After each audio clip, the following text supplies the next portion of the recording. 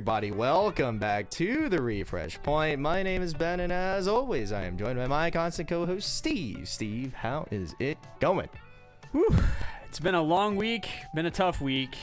The work is really being hard, but we made it, and we are now, as of the date of this recording, only a month away from Worlds in Japan. So we are definitely going to be playing some Weiss Schwarz. Yep, it's going to be a pretty clean-cut episode today. We're going to be debriefing BCS Philadelphia, which we got to, well, which I got to record all of. There's an issue with top 16 and a little bit of round 3, but it's all good. And we're going to attempt to predict some restricts and chat about a surprise conversation with Simu, with the chairman, about single clean cut right after you shovel your deck, stab or cut, and we'll get right into the refresh point with some breaking news. BCS Philly just happened. Yeah. It was really cool to be able to record all of the rounds. Yeah, I don't think we've ever gotten to do that before. That was nice. Yeah. They had a corner set out for shoutouts to Fuzzy Paradox, who streamed live the Vanguard tournament the day before, and we were able to convince about the lighting situation and how we were going to cope with it. And I was looking at it, I was like, maybe we could try this, and one of the judges was helping me out and being like, well, maybe we can reorient it this way. And I was like, hear me out though. This was the Vanguard setup yesterday. I am rather confident that it wouldn't have been moved and that it was probably here for a reason. They probably had to think about this. And then we moved it, and I saw the demonic decision. Either one side has the player shadow like a little bit over the mat sometimes. Yeah. And you can still see the cards, but it's fine. Or you orient it and it's all glare. Yeah. Or like more glare than you would really want. I definitely need to see if I can get some insider experience from some other people in this space. Lighting? No, like people who are doing recording of other games or whatever. This seems to be this feels like it should be solved in some way. Yeah, it is generally solved. The problem is the way that we packed and recorded everything was that I brought one backpack. Yeah. Right. But so, in the future, I would have to, we would buy the way they have a setup where they hang the camera like strictly over the table. Yeah. And I think in really fancy setups, they have like extra lighting to assuage whatever con or hotel lighting might have previously been there, and then basically make it so that it looks better. But it's relatively difficult on the whole to be rid of glare entirely. So not having that on any of our recordings was quite the boon. Yeah, so it's one of those things where also I have also looked into it somewhat before. In general, it's not been fully solved one way or the other. I think there's always a little bit of scuff at some kind of part of it, depending on how much control you have over the recording space. Yeah, I mean, maybe we need to go back to the drawing board on that. But for sure, yeah. Or we're just gonna need to actually like pay for check bags or something. I don't know. I mean, okay. Well, here, step by step. Number one, if we get this again, because I got this sprung on me relatively late, so I did not buy check bags beforehand and was relatively reluctant to do so. And we don't really have a secondary setup right now. We need to upgrade our current setup. Yeah. But also, like, we need some softbox lighting that we can bring with us to, deter some of the glare issues that we're running into. Yeah, for sure. I'm with you. And I feel like, So for the upcoming next BCS season, I don't think we'll probably do very much. I mean, big if true, I don't know how much we'll do for the summer because summer is a totally different beast. Yeah. And usually, like, once you commit to being on a team, you kind of gotta show up and perform for that team.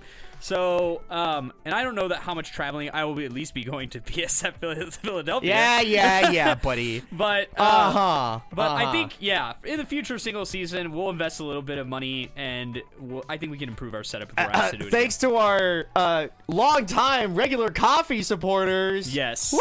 Without them, we would be completely rudderless and broke. So we wouldn't be completely broke. We obviously both work full-time jobs, but your support makes literally everything much, much easier. Yes. And actually, as a quick note and shout out, we started off using Pro Tools because that's kind of like the industry standard like sound software in like music and in movie or in anything ever. And in the age of enshittification, they have a yearly subscription instead of a one-time product key that you can just buy and be done with.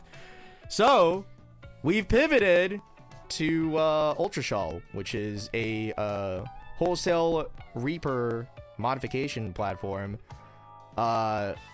that was made by some folks in Germany. Thus, most of the documentation was in German for a long time. Then they made some English stuff, and now we're using it so that we can save some of your hard-earned money and put it towards things like an upgraded video setup instead of another enshittification subscription service. Yeah, and some of our hardware, after 4 years of the refresh point. Ew. I don't want to think about that anymore. That long?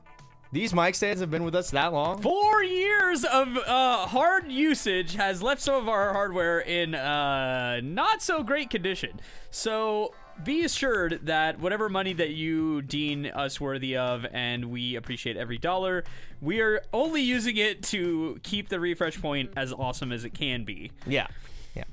So turns out we will never be able to quit our jobs and just talk about Weiss Schwarz for money, no matter how much we want to. There's only so much to talk about. Like I don't think I would like this as like a daily pot. That would be crazy. There's the thing is I feel like you would eventually kind of like slow down, or you would really have to innovate on like interesting day-to-day topics. The refresh point is currently an hour plus pretty much every week. See, how you work it is you get it down to about 18 to 22 minutes. And then once you've milked it as far as you can go, I guess what you do is you take your podcast into video, and then we just play Weiss Schwarz for money, basically, at that point. Yeah, anyways, kind of our kind of state of the channel kind of tangent there. But we went to BCS Philadelphia. Shaded False, friend of the channel somewhat. I don't think he comments ever, but we know him. He's one of the NorCal players. He's one of Carter's playtest buddies, which was really funny when he beat Carter to go to the finals at BCS Philly before Carter, had one more chance to mog all of us by just winning another regional. He had to settle for back-to-back undefeated Swiss runs into nearly winning a second regional. Just wholesale. He's an absolute terror and has been for a couple seasons now. So, I mean, he's just dunking on all of us, dude. Like, he brought 4-bar, 3-door, 1-gate bang dream to the party and just killed everybody with it. Because I mean, if you don't like gate, you don't like gate. That combo climaxes. You know what he told me at the end? That you can hear in the interview, I'm pretty sure. He did not use a climax swap here once. He never used it. He never needed it. Yeah, I guess some people are just luckier than others. I don't know what to say. Like, that's a crazy thing. Never needed triple the climax swapper. Just always having the right one. Once. And then the only time the gate was like full loss was like, it's like start of the game, it's full loss. Yeah. Like you trigger it and sure, you can't get there. That was the only time that he was unable to resolve the climax combo. But he still that combo or that Tamori does not require the combo to heal, which is kind of what you want. So yeah, usually that's the play pattern for it, is you heal until they're gonna die and then you get them. Yeah. So yeah, that was truly something. And shout out, of course, to Eden Old Bones, who this was his second regional, who had only gone to last year's BCS Philadelphia regional and had ran it all the way up with Bang Dream. Yeah, you love to see it. Like the player base. The player base improves every single year that I've played the game. I will say it is really funny being able to record the games. Because before this, you only had our fickle human memories to go off of. Yeah. And like, as much as you're almost confident of like a certain game state or a certain hand state or whatnot, maybe you're just wrong. And there was an instance like this in the finals. Eden Old Bones had he had a line where Shaded False was literally 1 in 12 out, 1 or 2 in stock, or unsure. I think he actually had 1 in his hand and then 1 in his stock. And Shaded Old False had Fumio in hand, is resolving his first layer. In this moment, he had 4 stocks, so he pays 2, gets layer. In this moment, if he had searched Rui, he could have Fumio'd him for 11 clean cards, slammed right back in with single layer, and try to send it. Yeah. That really sounds a lot more confident than double layer from 2, I think it's 2-4, 2-5, and pray to every god. 1 in 12 is pretty horrendous.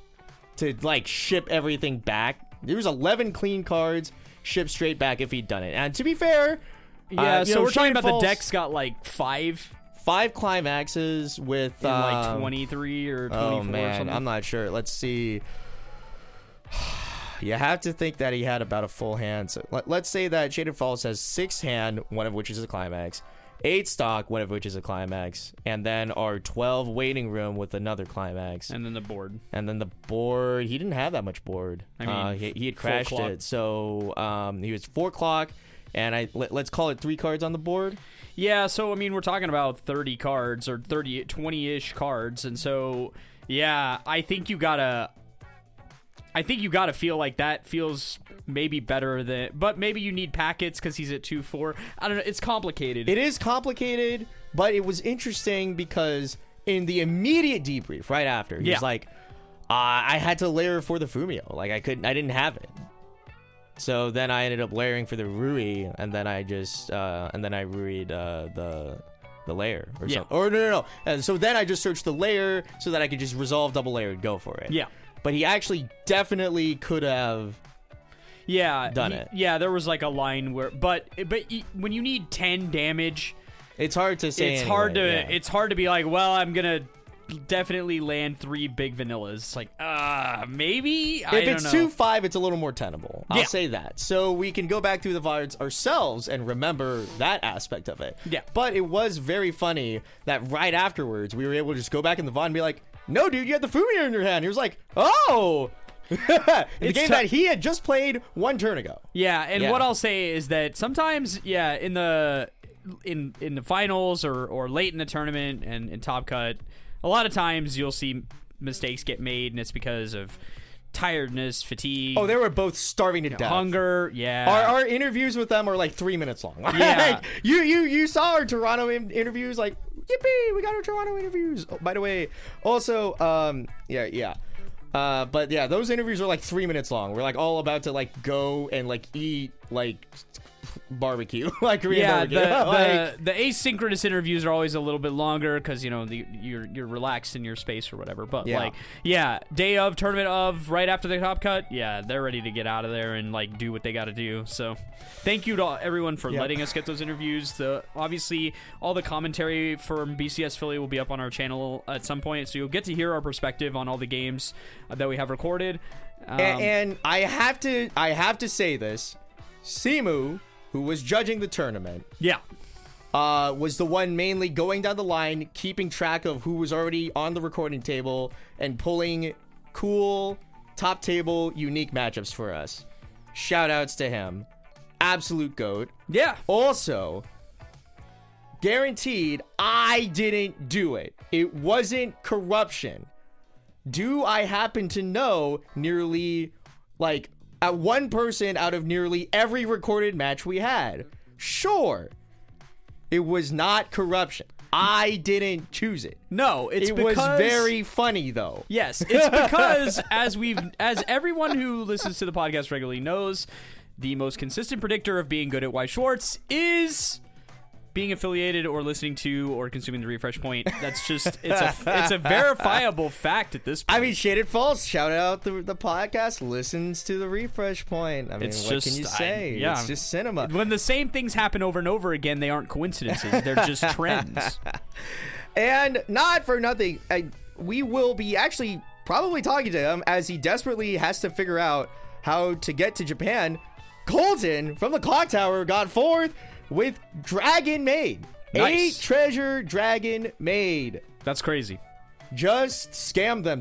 Like, so the top 16 was his match into Reslam, a poor NIKKE player who triple triggered, had a line to pay it all out with like Alice healing, but ended up having just clean damage left in the deck.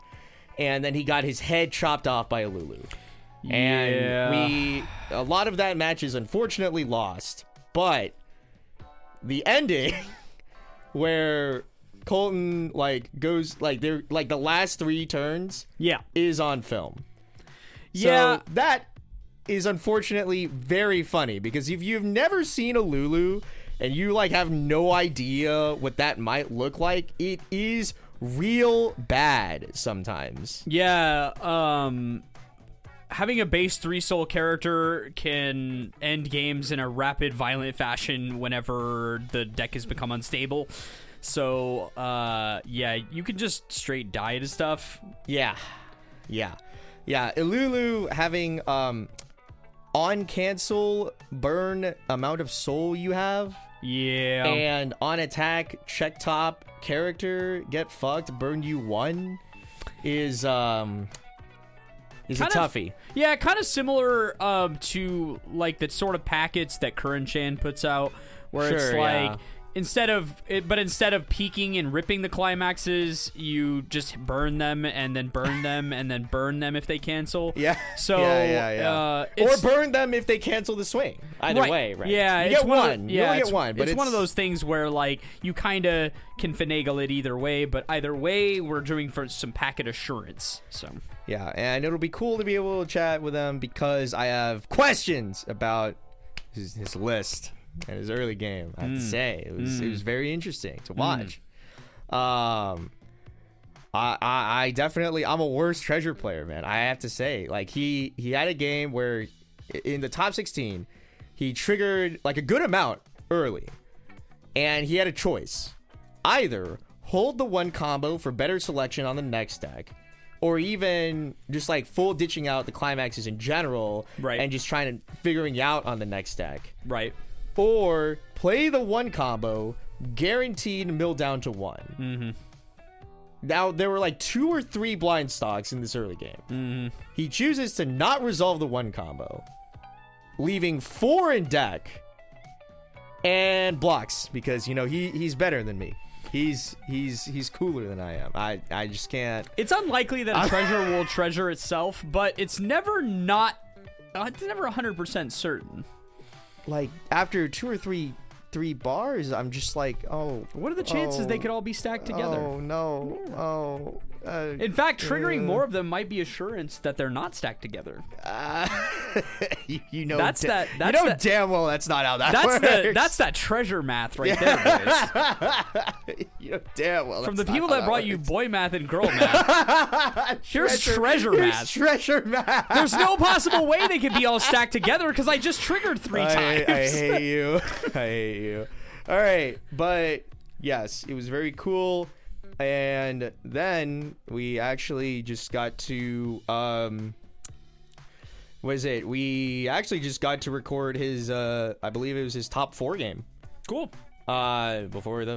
Before he went to the 3rd, 4th match that definitely did not matter because Carter was also in it. So Colton's going to Worlds. He went there. He got there with Dragon Mate. Crazy. It's very cool. And speaking of Worlds, the Oshi has landed. Oshi no Ko has landed. Yep. It's here. We've been talking about it damn near forever. So for a very quick bit, we haven't done this, unironically, I think in 2 years. It's time for a midnight release. Yeah. We're here on the day that Oshi no Ko 2 has become legal for play by fact of its actual release. Every once in a while, we manage to line up a recording right on the release day. It's not something we do intentionally, but it's like a happy accident when it does. Yeah, we could probably do to like plan that more sometimes. But either way, previously in midnight releases, what we would do is we would try to cook. Ugh. There would be like, there'd be things we didn't know. Yeah. And like, and it was like fun. Mm-hmm. And like, we'd be like, okay, let's really dig into some of the cards here. And the reason why this is a bit today is that we're kind of done. There's no, there's number one, there's already a list, arguably, that is just comeback gate. Just put the Kana and the whoever. What's the finisher name?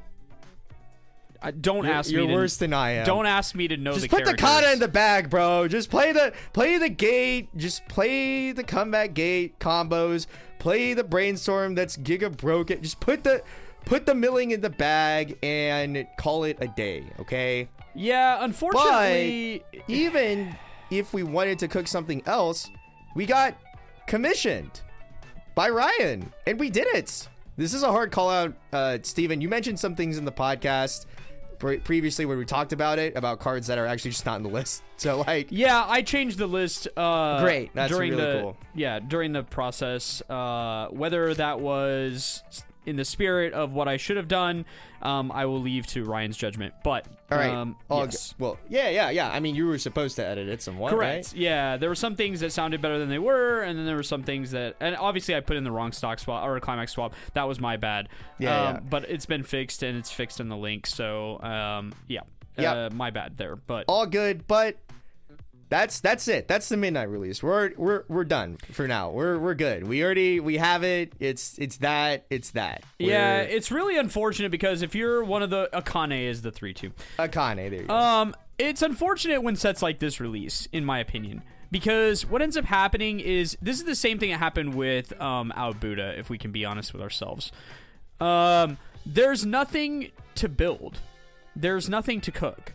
Because the main build, which is comeback gate, which is what we've been talking about and what everybody's been talking about and waiting for, and saw have success in Japan for significant periods of time, is so pushed.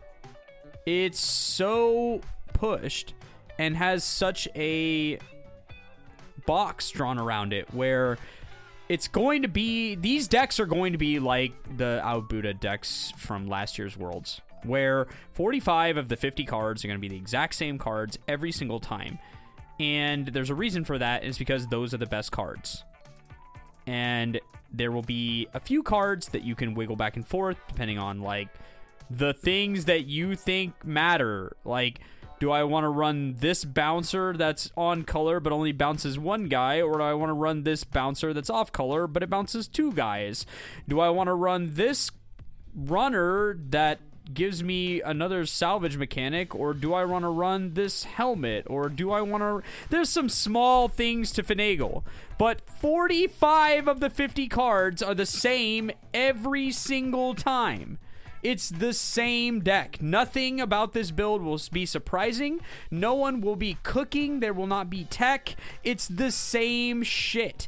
So I can't wait for you to say that, and then right after Worlds, we're going to be like, all right, somebody cooked a little bit with Oshi. Which is fine. If I'm wrong, I'm fine with being wrong. Right, but it's just one of those things where it will be more prudent. If you wanted to spend your time improving, it would be more prudent to just face the deck that everyone is going to build and get good at managing that matchup rather than wasting time trying to find the secret sauce, because there isn't any. It's just whatever. You can make the deck like more greedy. Like, I mean, I'm sure you could, whatever Carter will do with it. But, you know, I don't know. But, like, put one climax in, that's another climax combo. But, like, you don't have to, and there's very little value to be gained there, in my opinion. Just play the deck to the best of your abilities. If you want to play Oshinoko, just play the deck to the best of your abilities. Don't try to make more than you can make. Now, did the old 8 choice deck gain some more tools? Yeah, for sure. If you want to play that, you can play that. But just know, it's worse. It's just worse. And maybe in a world where Bang Dream is nerfed, then you could approach that sort of hyper compression strategy a little more safely. But until that happens, I would say do not do that. Because if you compress 10 stock, what's going to happen is you're going to get buns for luck and lose. That's what's going to happen to you. So don't do it until we hear from Bushiroad. So, yep. That's my general feelings on the set. It sucks. But yeah, this is going to be one of the most meta-defining sets at Worlds. This will be the most played set at Worlds. This will be the boogeyman. This will be the deck that everyone tries to beat. This will be the deck that will be the most piloted. It's nearly certain. So all the decks that were trying to play board-based games are welcome to the slot meta. It's 1k1 slot meta. It's back. And it never really went away, but if you were playing standby for the last few months, this is going to be a very uncomfortable deck for you to face, because your strategies will not work, and they will remove all of your cards from the board. Or at least not work as well, depending on the standby strategy you're employing. Correct. The most defining feature of this set is its ability to be durable and remove your cards. That is what it is good at. It removes cards from the board very well. It can create power numbers that are impossibly high. 17,000 is well within reach. So if you need something to stay on the board, it will not. And if you need a finisher to kind of reel them into range, your finisher isn't very strong and it's hard to win from 3-0, then you're going to be even more trouble, because this finisher heals to 3-0 every single time, almost without fail. Yeah, so after the 5th plus time of us recounting exactly what the Oshinoko 2 deck does, We'll run this back one more time. We'll pull back the recording of Steve just now and replay it next podcast in case you missed this one, or in case you forget. And then we don't even have to say it again. Just save us time. Yeah. Like, that's what the deck does. Yeah. So that's it for this midnight release. We can probably have a more fun one with Eminence's Shadow. Yes. Yeah, and also SoCal, I believe it's SoCal is running a 1K tournament, 2K. They're running a cash tournament for the Eminence and Shadow release, which neither of us will be there for, because we'll be going to Japan. Yep. So unfortunate. I wish that I wish the community would not schedule events on top of Worlds, but it sucks. But I'm sure we have an Oklahoma tournament that's going to be happening the weekend of after Worlds. That's the day after I get back. Yeah, just go, Steve. Just go. Yeah, I'll really land, easy. Yeah, I'll land after 13 hours on the plane, and then I'll sleep one day in my bed, and I'll be like, get up at 6 in the morning and drive to Oklahoma. Yeah. No, I mean, you don't have to drive. Just get a homie to carpool. Like. Yeah. Nope, I'm good. Sorry. 1,000 apologies to Oklahoma and California, but I will not be there. Yeah. Anyhow, now it's time for the Spike Corner. I've been waiting for this Spike Corner. The amount of tangentiality that we've done throughout this episode, it's a wonder that we have segments at all, but I definitely lost the bet. And it's because, if you'll remember, roll the clip. What I need to have it now is 9 Bang Dream players. Steve just needed, I don't know, 9 Bang Dream players to be in the top cut. And if you'll look at Weiss Tea Time, you'll see that there were exactly 9 Bang Dream players at BCS Philadelphia. Brother, why? What the hell, man? This is the time.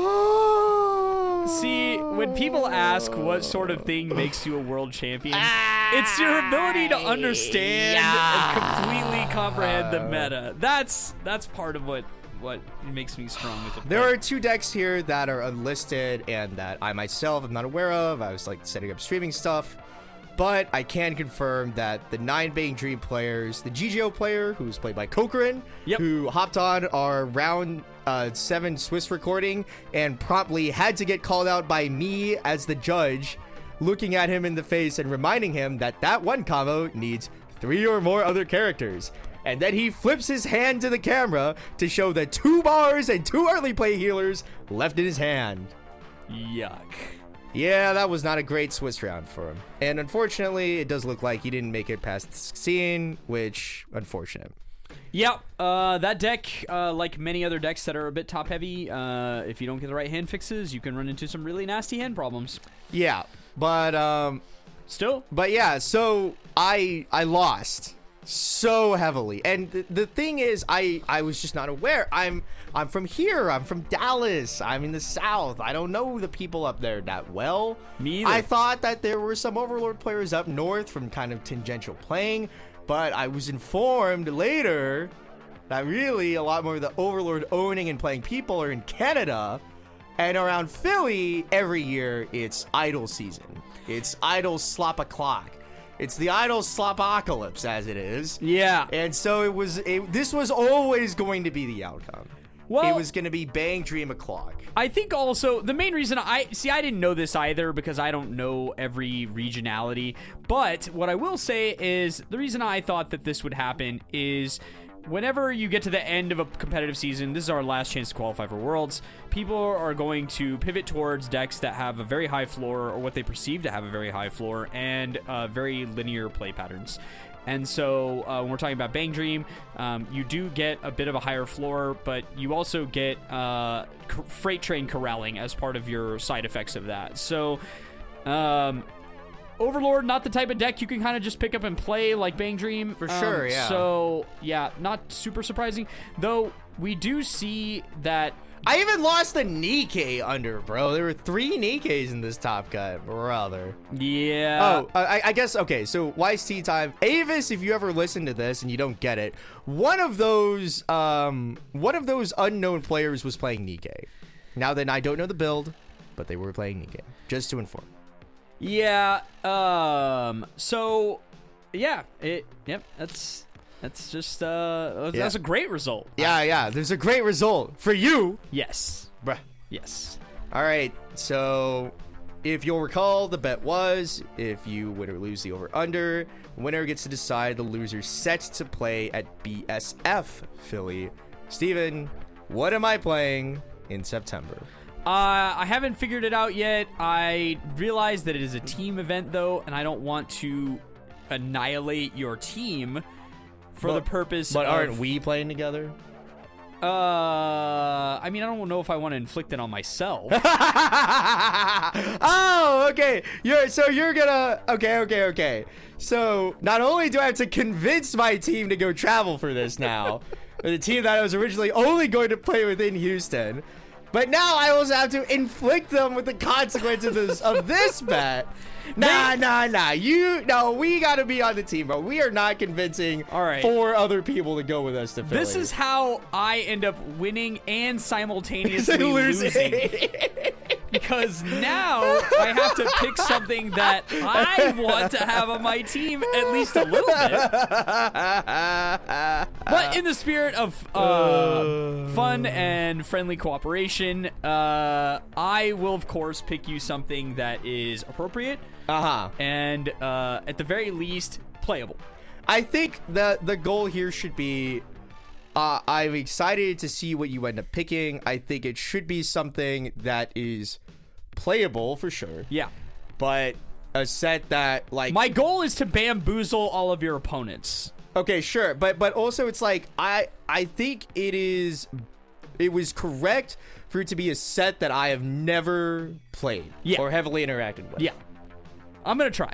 The problem is that you've been playing a lot of Weiss Schwarz. Well, I've played a lot of Weiss Schwarz, but I've been cooking in a lot of those sets for like a while now. Yeah, you're not going to get any... No, it's not going to be any of the stuff you want to play. No, but that's what I'm saying. That's fine, but I'm going to say, so I'll lay it out, right? Yeah. I have played and kind of interacted with. Let me. Mob Psycho. Yeah. Right? Let me get out your phone. Get your notepad. The Ben hit list. I'm with it. All right, here we go. Get out your notepad, Bo Furry.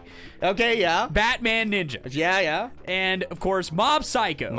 And we could never get past a podcast without Review Starlight. Yeah. True. And then Review of course, Starlight mentions reincarnated as a slime. Slime, yeah. Right. Yeah, that's not gonna happen. It can't be any of those. Overlord.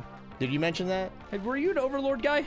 I played so much of that stupid adventurers deck, dude. Oh, really? It was depressing. Oh, okay. I didn't realize that. Yeah. I was really happy for the new set release, and I like put some of it together and did not play it even one little bit. Nice. But you played Overlord 1.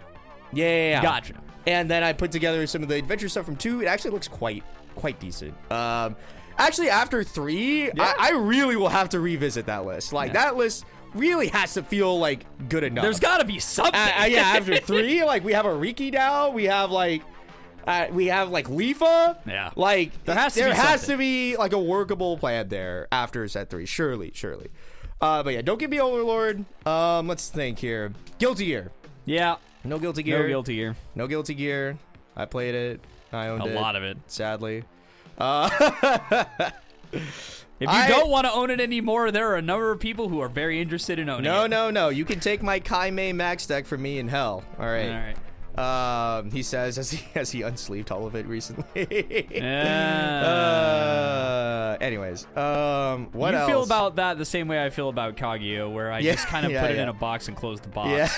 Yeah. Let me think. GGO, actually. Yes, of course. GGO. Yes. GGO. Okay. I have a lot of room to operate. You still have a good amount of room to operate. I have a huge amount of room. You have a great amount of room to operate. Kobayashi, actually. You were definitely a big KMG. Massive Kobayashi fan. That's why we definitely had to get Colton on the recording. That was a personal request. I was like, get this guy on. And he was like, yeah, man, we get this guy on. I was like, hell man. Yeah. All right. Then. I wonder if the chairman listens to what we say. So that was funny. I got to talk to him a little bit.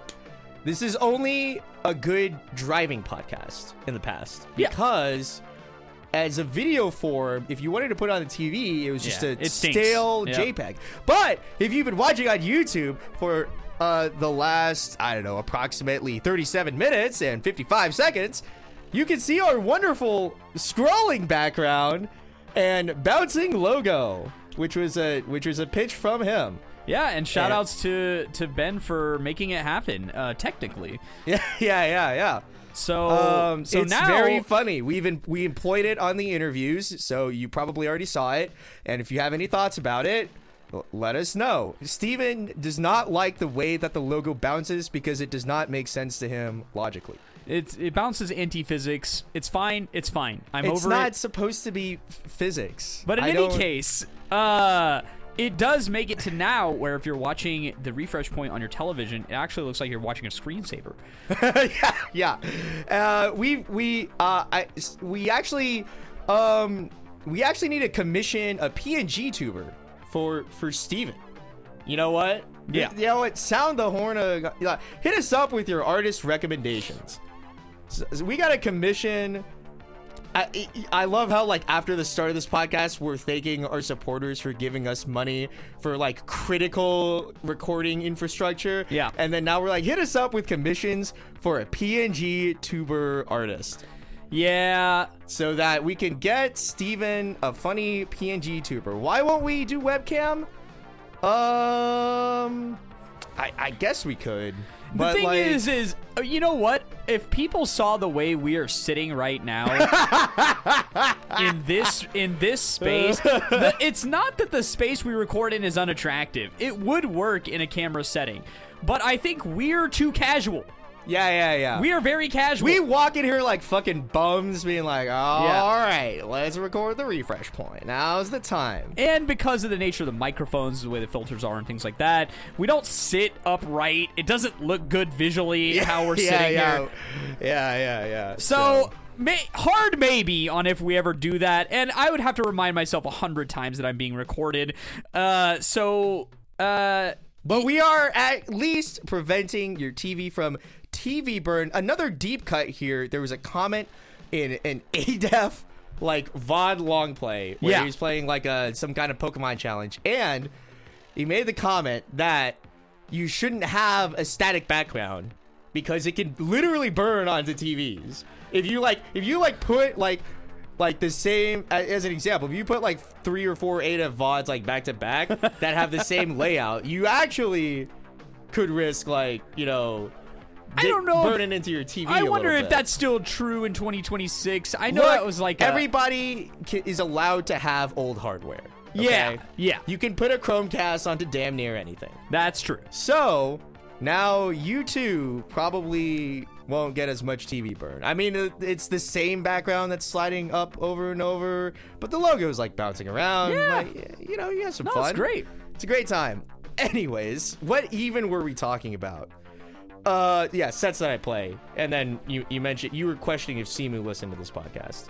Yeah. In which case, I think it's sometimes. Well, in any case, I will find something that I think is cool and you don't really know how to play.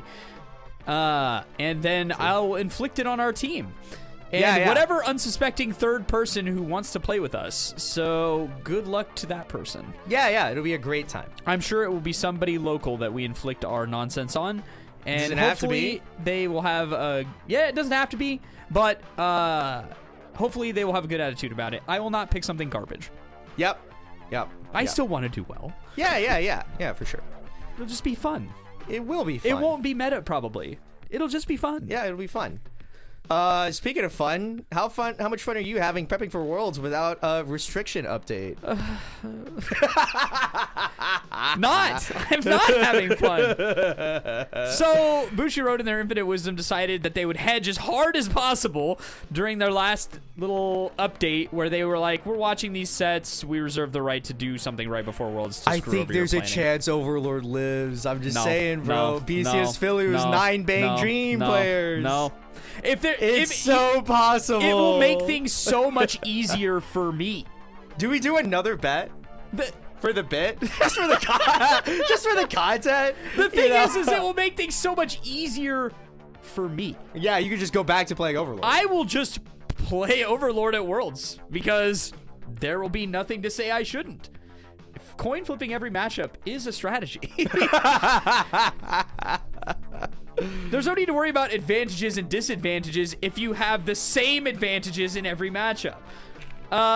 It does help that Oshinoko does not generally run their anti-level backup.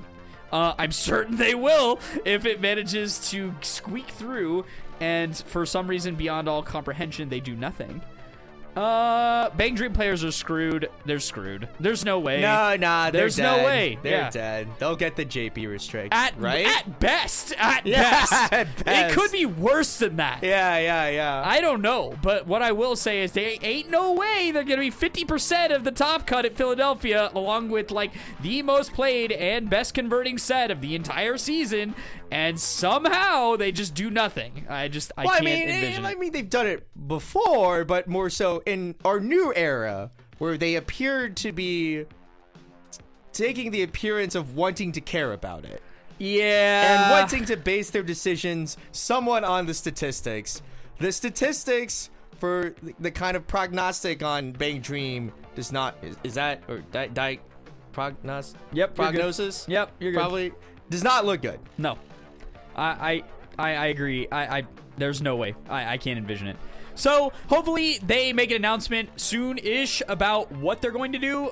Drilling 3 different decks. I feel like the HoloLive HoloLive presence also is a bait. So like that does not need to be restricted. No, Oshinoko is going to restrict it all by itself. So it's Bang Dream and it's Overlord.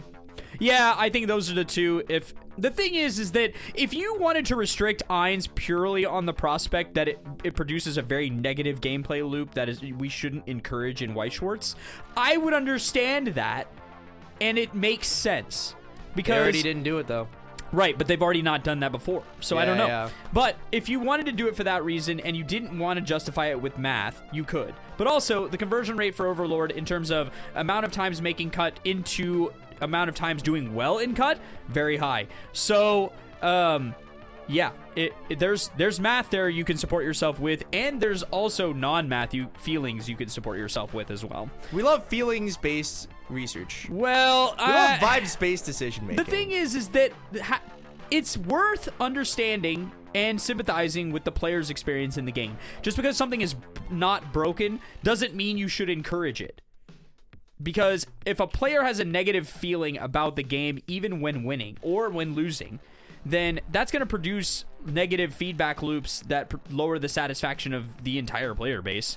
So if you don't want to play with it or against it, that's not a good sign. So there's something about that probably needs to change. But I don't think it can't get any worse, right? Yeah. True. Surely they wouldn't, release a third set that gave it a whole bunch more tools and then left the previously nearly busted thing completely alone and then allowed that to be sent into a tournament cycle. That would be psychotic. Yeah. Anyways, there's no possible way, right? Yeah. Right. we brought him up a few times already in this podcast as he's unironically influenced somewhat the future of this podcast, which very cool and very funny because I got the chance to talk with him a little bit after the tournament. He was head judge. It was very cool. And for a long time, I have seen, played with, interacted with one of Clean Cut. And I haven't understood it. I still don't to this moment. Yeah. And neither did I. And so the chairman wanted, or rather I wanted to ask the chairman about it because I feel like I remembered from somewhere that he had played it and he would know about it. And he even said that he felt like he kind of fostered it. Yeah, fostered it to some degree. And so I'm going to play a clip here for Steven and I wrecking hell on this editing cycle because I'm going to immediately download this and put this directly into, the podcast for you to listen to instead of listening to it through my phone, through our mics. But, here is me interviewing Simu about this and as a follow-up, a colloquial, he's one of Ricky in his HBR list. No, we'll get there, Steven. You don't have to shake your head that much. I'm gonna lose it, man. No. There's a reason, and it kind of makes sense. So, here is us talking with Chairman TCG, Simu, right after the BCS Philly. All right, this is Ben. I'm here talking with Simu. We're walking to celebrate Tyler's win, but I want to ask him about one of Clean Cuts. Yes. I don't understand it. I intuitively understand it in the sense of every time I play with one, it kind of just works. And I find it in lines and I find it very useful. Yes. But I don't know why I can justify to play it. Okay. So why do you play it? So here's the thing with one of Clean Cut. You always pair one of Clean Cut with minimum 4 level 0 searchers, either wikis or drop search and stuff like that. And so the reason why it's so good and so flexible is because if let's say you go first, you attack once, right? Then no matter what your opponent does and what damage you're at, on your next turn, you can always rekey for something that's very valuable. So if you're at level 1, you just rekey for a level 1 combo, easy peasy. But if you cancel a bunch of level 0, now your rekey is not gonna be good. Okay, it's not gonna be good rekey for a level 1 card that you're not gonna be able to play immediately, and then potentially you don't have enough attackers that can get value. Or if you play attackers that are just random bodies, you might not have enough hand the next turn to do something like that. It's very difficult to develop a brainstorm, for example, in this situation. A brainstorm, if you're not gonna just rip a raw brainstorm after you triple cancel at level 0, right? Yeah. So you would, if you have a brainstorm in hand, you would like to attack with it. But if you attack with that brainstorm, now you lose it, right? So a Clean Cut in this situation is really great because you save the brainstorm, you basically get to develop it, and then still get advantage. And the only way to get that Clean Cut is by rekeying for it. Or the one of, let's say you cancel with it, you can now rekey for a Rico and a Rico for the one of clean cut, and then clean cut one of those two things. So basically, as long as it's not on your clock, which is pretty reasonable at level 0, you always have access to it with like enough searchers. So if you have like 4 rekeys, 1 clean cut, you actually have 5 clean cut effectively. Okay, and then the question then becomes, why not just run it at more copies? Is it not good to just find early regardless? Because I think it's diminishing returns. Okay. Right, and so the idea with running a one-of clean cut is usually the clean cut itself is not actually like a very good card, or you're like saving deck space and you want like other cards are more important. Because then again, like the one-of clean cut is more like 5 copies with the rekeys, and then like your other cards can go towards like important deck splits. Like, I think you play more you play more clean cuts if the clean cut also has like really good additional effects. Like 3/5 clean cuts, like 3/5 clean cuts are basically like a shoe-in. Yeah, Play a bunch. There's 3/5 dealers and their clean cuts. But if it's like a clean cut that doesn't really have an extra effect, it's pretty low value. Diminishing returns like pretty bad.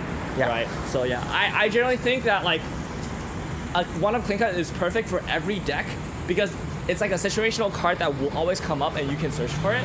But if your like goal in the deck is to like try field at level 0 all the time, then you obviously just play more. So you open up the opportunity to try field a bunch more. So like That's how I think about it. Yeah. So like can we just cross? Yeah. probably yeah. What's up? Got it. Yeah. So like thinking about like different clean cut examples, it's like Gun Gale has their 3K clean cut, which is pretty ignorant. Yeah. Right. Yeah. It's so like that's a decent wall. Yeah, that's like a decent wall. So You like, probably like, have more of it. 2, 3, 4 is fine. Yeah. 4 is too much. Like 2 or 4, 3. yeah, 3 maybe. Yeah. But it's like like clean cuts that are like 2K defensively, right? Or Yeah, like it's they so don't do low anything else. value. Yeah. 2K defensively, or the ones that like top check for power, or even just like the 2/5 vanilla clean cuts. Right. Like a super bad card in every circumstance, except for one where you actually have a good clean cut target and you need to have a profitable attack at 0. So that's like niche enough where like I think Riki just like you just Riki for it or like drop search for it and like it just makes sense. Okay, yeah. I can get with it. How many times have you? Because I feel like for no reason whatsoever, I get this scam all the time. I have like one of clean cut. Yeah. And then it's like either a Rico or a Brainstorm, and it's like the mid game, and for no reason now, I have a tri-lane, and I'm moving up a back row, and I have clean cut. Yeah, it's great, right? Yeah, it is. Because Weiss is a game where you have so much utility and so much selectivity in like most zones that as long as you have the option of a card, it like will inevitably come up in a good situation. That's why 1-ofs are so strong in Weiss compared to 0s. Because if it's 0, you don't have the option, period. But if it's 1, it normally doesn't break you. And when it comes up and it's like the best thing on earth, it's the best thing on earth. So I'm in favor of like very high number of 1-ofs. And then like, as long as you have a good enough redundancy engine in the deck, you can just afford to play a lot of like really good 1-ofs. Yeah, like a combination of filtering. A very high value 1-of. Because it's like a +1 in a situation in a game where you almost never get a +1, which is at level 0. Level 0 +1s are like so rare, right? Yeah, like level 0 pluses usually cost a resource, like you either stock or clock or both. Riki is like actually low value +1. Right. It's a 1 stock and a 1 clock. Yeah. Clean cut is like super high value because it's not even any resource, and if you cancel the damage, it's like actually like so busted. Right. It's a +1 that also makes your opponent negative attack. Like whoa, it's so good. Yeah. So yeah. True. All right. Well, thank you very much. I appreciate it. Oh, wait, but okay. what about one of Riki? You haven't heard my Okay. You know what? While we're here, give me the lowdown on what of Riki. So in my HBR 8-win deck. Yeah. So the 8-win, are you familiar with HBR 8-win combo? I am familiar. It's just Time Machine top 4. Yeah, It correct. doesn't require reverse, like super. I don't know. Oh, sorry. This way. Okay, great. Yeah. Sorry, my bad. Yeah, great.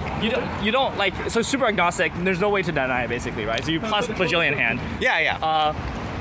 In set 2, they released a Mio style double drop search as a soul trigger. Yeah. So this is a deck where you play has a soul It has a soul trigger, yeah. Gross. So eventually, I was just like, I want to run 4 because it's like level 2 is the escrow combo. I need as many soul triggers as possible. Correct. There's no 2 souls in the deck, so I'm running 4 of this drop surge.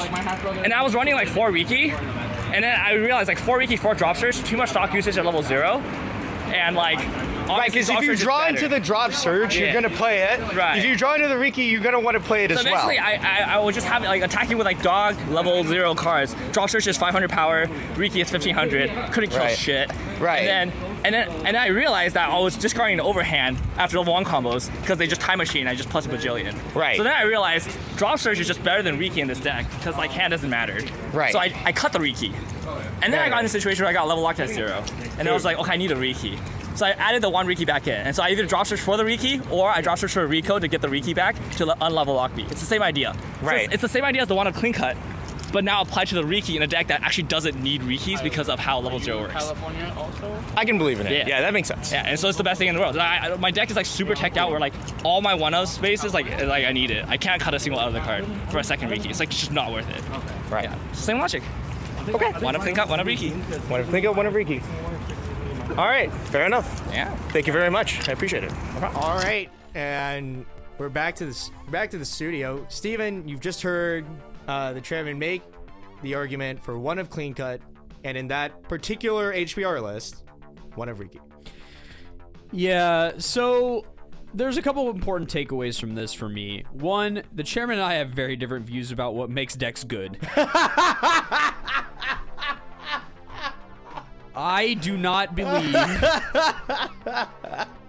he's in the school of 1-ofs, where what he wants is outs, and in particular outs to as many game states as possible, solutions to game states. Okay, sure. And I used to be very much in that camp where, given enough answers, I could have a highly flexible deck that could respond to a lot of stuff.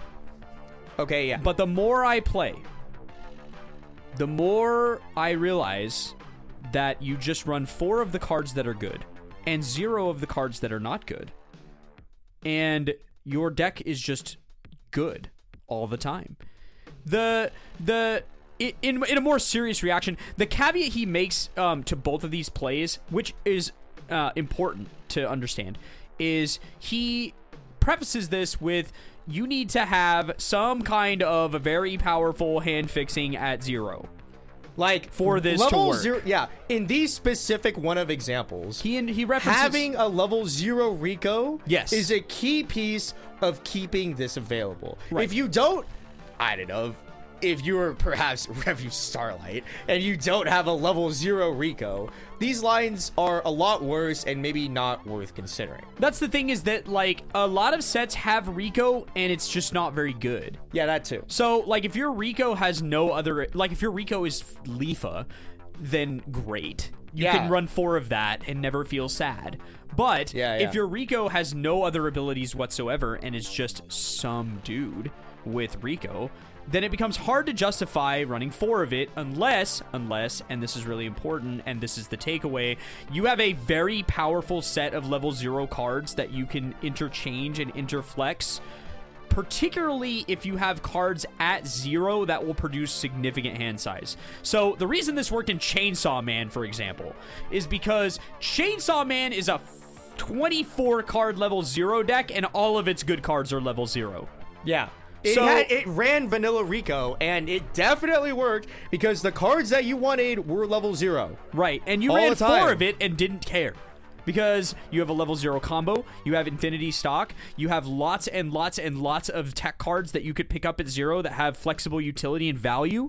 So that's the perfect use case for this. And that's a good use case for 1-of clean cut.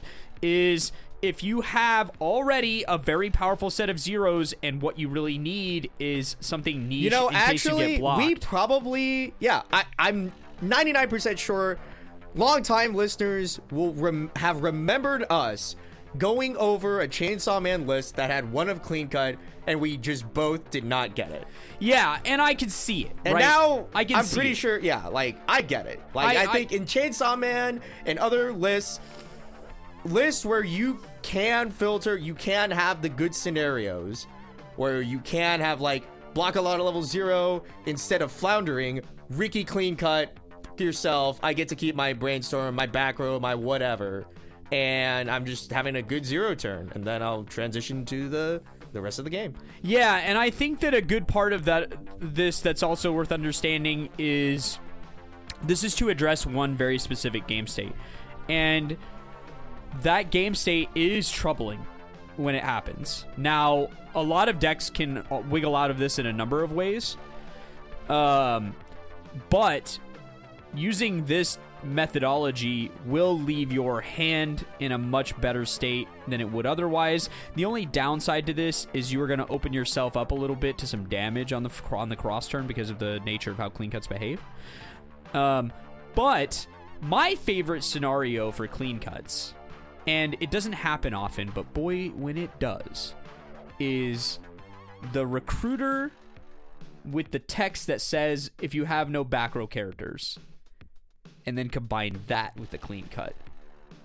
You get the extreme value proposition where you recruit a guy, clean cut the recruiter, and now you've got +2 for nothing. I mean, even in that scenario, the worst case is you get to keep the recruiter, right? Yeah, and so, but the thing is that that's a great time for 4 of clean cut. Yeah, sure. Because we're trying to optimize this very. We want this specific line. Yeah, you want like 4 of clean cut, 3 of 4 of recruiter. Sure. Right. And so, but they don't use that profile for recruiter very often. For the most part, it's usually 1 or less characters. But Eminence is getting it. Yeah, I know. So I kind of dig that interaction, and so like SAO has that interaction. It's very cool. In JP. Clearly not in English because fuck ourselves. Yeah. But yeah. But yeah, one of Ricky. Nope. What do you mean? I'm not behind it. No. Why? Because the times when you need clean cut is one very specific time and never again, and I'm pretty much behind that. Yeah. What I'm not behind is a card that unlocks you from level lock, because level lock happens at various points in the game, and especially at 3. And I cannot get behind the idea of running a card that I need at 3, and I can spend 2.5 levels triggering, stocking, clocking, taking damage, refreshing. The cards go everywhere in 2 turns. Everywhere.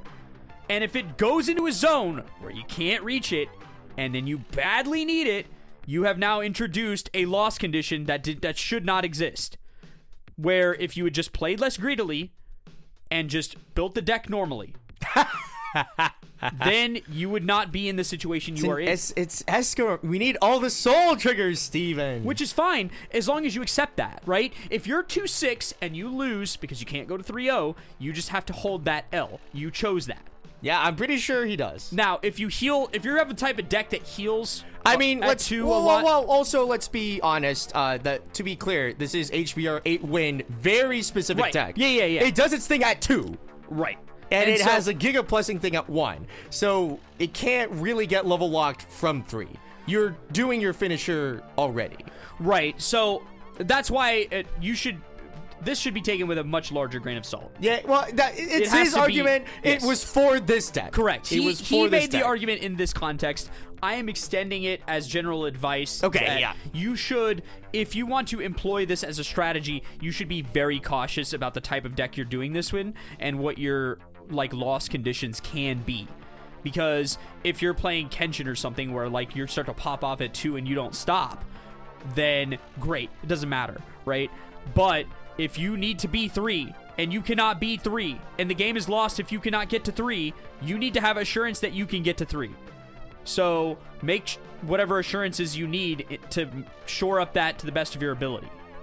But be aware of what your deck's win and loss conditions are when you're deciding to make these choices, because they do increase the flexibility of your deck. They do. The more flexible your deck is, the better it responds to highly variant game states that do happen and will happen. And not for nothing, even in this specific context as well, the choice effectively for the early search was between Ricky and Mio with a soul trigger. So the kind of surrounding shell that's in this deck is pretty good. We have what Mio are we talking about? The double drop search Mio from HoloLive. Okay. It that checked top, and then it has a soul trigger. Yeah, I mean, we're gonna run 4 of that. Yeah, we're gonna run 4 of that. So but that's to quote Carmen, it depends you to death, but It depends. For sure. I generally don't subscribe to high amounts of one-ofs as a theory or as a strategy for a deck, but there are decks, especially if you have zero Rico and a whole bunch of good zeros, so like Hololive is the textbook example of this, where it can kind of make sense because you can reach and grab a bunch of different pieces that do a bunch of different things, and that's very cool. I prefer consistency over flexibility at this point. So I just want to see my deck do the same things over and over again and in similar ways without me having to fight the deck. Because usually the game is hard enough. And the last thing I need is to struggle to put the pieces into my hand on my end of the board and then never mind what my opponent is doing disruptively on the other side of the board. Yeah, for sure. Thank you so much for chatting with me on our way to getting hot pot. Yeah, I can tell you guys are like walking across the street there. Yeah. Trying not to get ran over. Yeah. But it was very cool. Also, shout out to their new Table Talk podcast that it's on the Chairman's channel. The first one was about Weiss content, and specifically, I think it was triggered by a specific blog post about the Weiss content drought, as it is, which you can check out that podcast right after this one, which is now. Thanks for listening. It was very cool. We have a lot of work ahead of us in terms of recording all of the commentary for BCS Philly, but it will be worth it because then we will have all of the VODs from BCS Philly, and that is very cool. And like I said, right after this, I guess go to the Chairman's YouTube channel and just pull up another podcast. They have webcams on to alleviate the non-video-ness of the potential that could happen. They're gonna bully us into it, I guarantee it. They're gonna bully us into it. We don't have to. But anyways, yeah. Shoutouts to everybody that I saw in Philly. You're all so very cool. And it was cool to see you all from my corner, just recording the whole tournament and not really stepping out that much to see anybody. But It was very cool. Shout out to, I did get to see Ryan like right before the tournament. I hope your trip went well. And unfortunately, I did not see you at Top Cut, So fair enough. I guess that did not go exactly as well, but it was cool to see you. It's cool to see everybody, as always. It's cool to play some exactly like 2 Weiss games with my Mahiru Waifu deck. Nice. After the tournament at somebody's Airbnb because, you know, I was recording the whole day. So I didn't really play any Weiss. Yeah, that's good. That's the downside of the content gig. Yeah. Sometimes you just want to play Weiss really Schwarz, funny, you know, final aside as we're wrapping up here. I had heard about in the pipeline for a little while about the Flesh and Blood Pauper format. Yeah, Silver Age. Yeah. I didn't realize it was out, and I was like, I was hanging out with a buddy in New York and like having some coffee, and I was like, oh. Silver Age, I wonder what that is. And I was like, oh, it's a Pauper format. Yeah. Oh my god, I can try Flesh and Blood without $1,000? Woo! Yeah! So yeah. This will never be a Flesh and Blood podcast. But I have that. I have effectively what appears to be like a better trial deck. I think all the Silver Age like release constructed decks are just like playable, decent decks, but they're $20 and you get a booster, and like that's it. Yeah, they're trying to incentivize a more like entry sort of level audience, which is smart because and they're at all their big events this year. I was looking it up. They're going to be running open bracket Silver Age tournaments. Yeah, and that's obviously that's what you do when you have good support. If you want to create extended formats that people actually participate in and enjoy and play. And brew for and cook for and make content for and support, you have to support it on your end. You have to make tournaments for those formats. You have to make prizes worth doing those formats for. Otherwise, what ends up happening is the format just dies. Pokemon expanded. There's lots and lots of examples of it. Yeah, there's so many. Star Wars which is the other card game that I play, has several alternative formats that they're doing a dog shit job of supporting. So those formats are obviously dead and no one cares. Magic Pioneer. Is Pioneer dead yet? It's certainly not healthy. Pauper Magic is more healthy than Pioneer, which it is $30 value vintage is more healthy than Pioneer at this point. I think. Value vintage is another one of those formats where it's just like we just made up a Calvin ball and now we're gonna try it, and it's actually pretty fun.